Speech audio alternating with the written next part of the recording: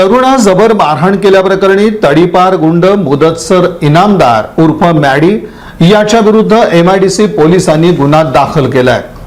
एकता नगर इथं ही मारहाणीची घटना घडली होती। रस्त्यावर लावलेली दुचाकी बाजूला घेण्यास सांगितल्याच्या रागातून एका तरुणाला नाका तोंडावर मारहाण करून दहशत माजवल्याची घटना एकता नगर परिसरात घडली। या प्रकरणी MIDC पोलीस ठाण्यात मुदतसर इनामदार उर्फ मॅडी याच्या विरुद्ध गुन्हा नोंदवण्यात आलाय। प्रथमेश प्रमोद तुपसमुद्रे हा आपली दुचाकी पार्किंग मधून काढत असताना त्यानं आरोपीला त्याची गाडी बाजूला घेण्यास सांगितलं। याचा राग धरून आरोपीनं प्रथमेशला भीषण मारहाण केली। आरोपीनं मी इथला दादा आहे, कुणी मदत केली तर त्याचं काही खरं नाही असं म्हणून परिसरात दहशत निर्माण केली।